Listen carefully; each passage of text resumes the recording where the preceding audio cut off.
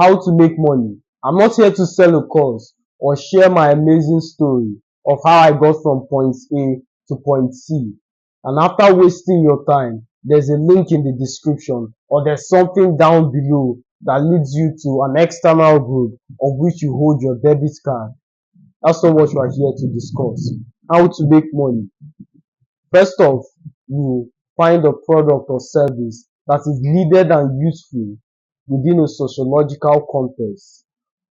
Notice my choice of words, needed and useful within a sociological context.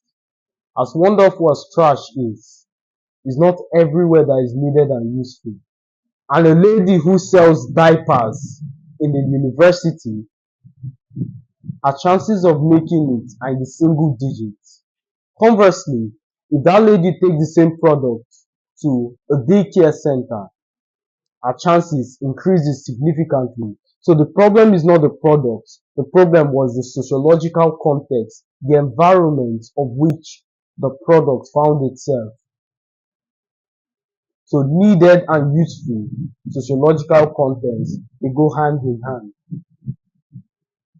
So you find a product or service that is needed and useful within a sociological context, sell it for more than what you got it for, and you'll be rich.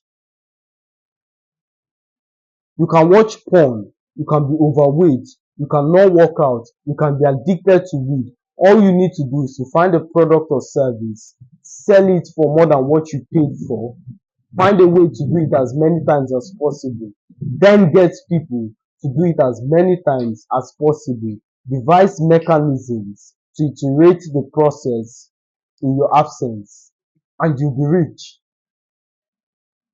But if there's something burning inside of you, if you truly believe that you're meant for something more than just to be rich, if you truly believe that one day you build a business and you're going to make monumental impact, then what I'm about to share is for you. Building a business or going through the entrepreneurship route is very difficult. I'm going to share it to you from experience. You go through a lot of sneakers, a lot of snares, mostly from the people you hold dear. You know why? They're trying to pull you down the second class street. As unfortunate as it sounds, when majority of people hear your big ambitions, big goals, even worse, when they see you walking towards it angers them deep in their soul because you remind them of what they gave up on. Another thing that angers your close relatives, your family members, is you remind them, you don't just remind them, you are an embodiment of anybody can achieve success. Now, why does that pain them deeply? Anybody can achieve success. It's just a sentence, isn't it? Wrong. You strip them of the excuse they lashed upon to. All certain kind of people are meant for success, or if you don't have it, you don't have it, or you need to be a certain caliber of human before you achieve success.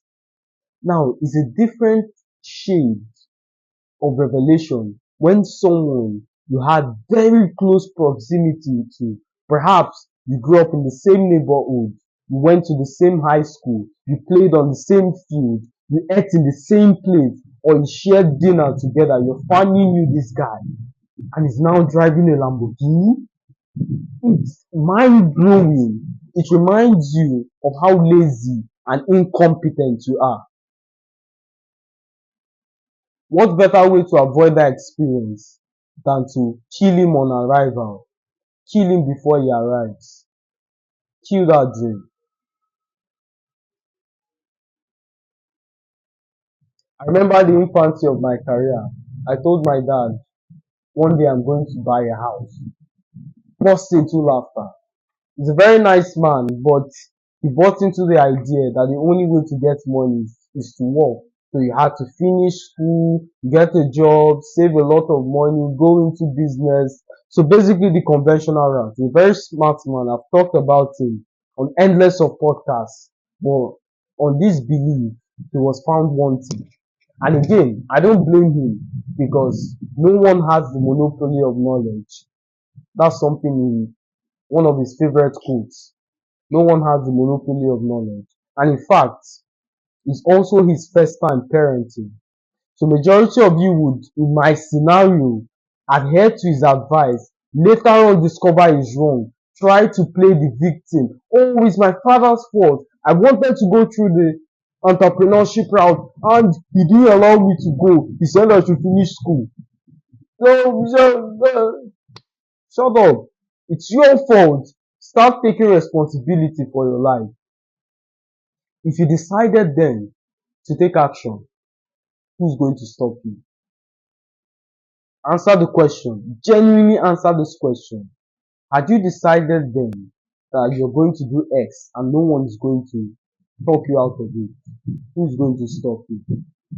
Exactly. So you just found a legal excuse to justify your monumental laziness and incompetence. So it's no one's fault. It's your fault.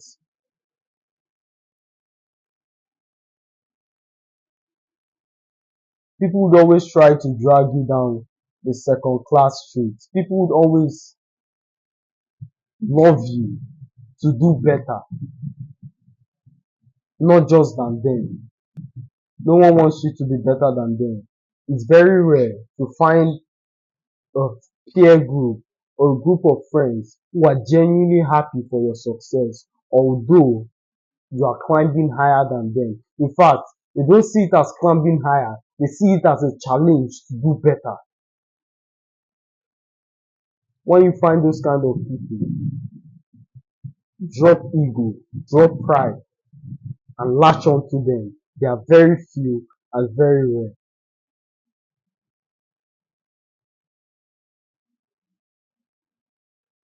How to make money. At the initial stages of the entrepreneurship journey, it's easy, it's fun because you're motivated. You go into the entrepreneurship space with great exuberance.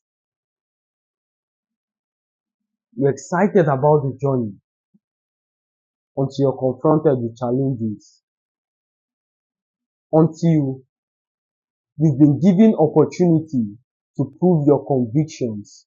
They are not really yours. They are just what you heard some places, some place. What happens as a man thinketh, so it is. What happens when what you've been thinking hasn't materialized for 2 years and you're forced to confront those friends who you said, check me out after 5 months. I will be a billionaire in the Mercedes because they dare through the route of internet scam and you chose to build a business. What happens when you see them and you're still walking barefooted? How do you stand? Do you stand in your convictions or do you go back home feeling frustrated and asking God all kinds of foolish questions? What happens when you see that pretty lady and because of the kind of device you're using or you're not dressed properly, you demean yourself? Even the Bible says it. When when Moses sent out spies, they came back. He said, we were as grasshoppers before their sight. And the Bible turns that as a negative report.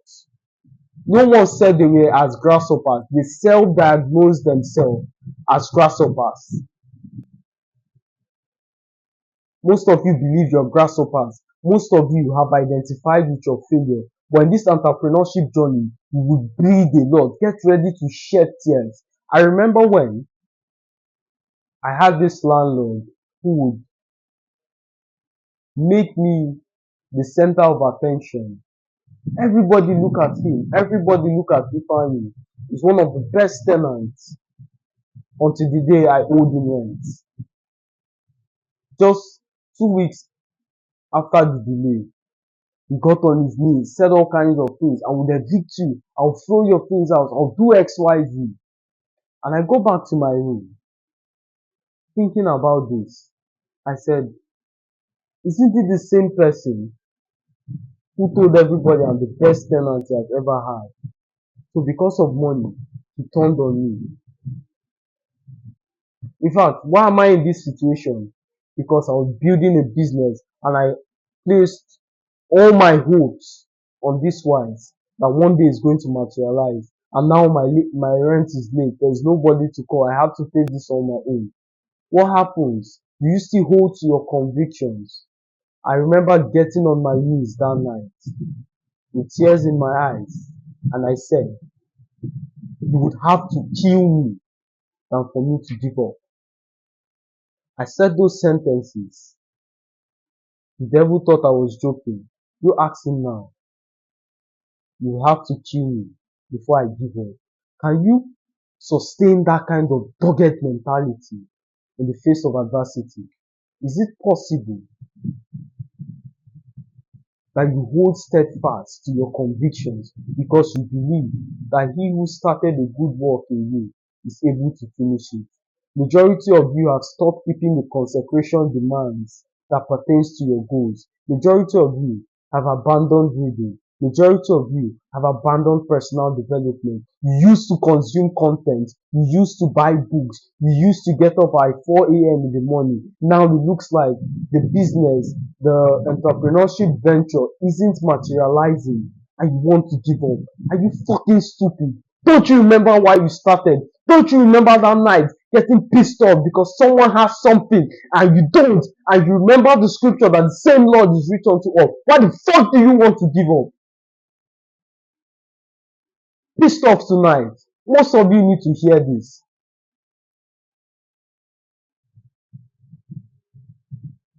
Get up your ass. Stand up. Why the fuck are you feeling demotivated? Let me make this clear. Nobody gives a shit about your emotions. You know why? You're very incompetent and you are an insignificant nobody. If we were to drop dead today, nobody would care. So if nobody cares aside your family and your dumb roommate who's addicted to weed and all kinds of heroin and drug substance, and the only reason he cares and he would care is when he remembers how you used to split the rent and he promptly forgets when he gets a new roommate. Is that the kind of life you want to live? Void of impact, void of all the amazing things you said you would do. Don't be that guy who at the end of the road looks back when he's 80 and regrets how he led his life, regrets not starting that business, regrets not getting in the best physical shape possible, regrets every single thing he has done up to that moment. Don't be that guy. Don't be him.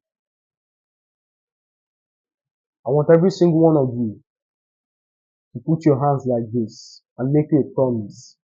Every single one of you will promise me to never give up. Whether you don't understand what's happening to you, whether it becomes tougher when the going is very difficult. You make that promise to me. Have you said it? Say I promise. As always, my friends, it's a pleasure speaking to you. I'll see you in the next one.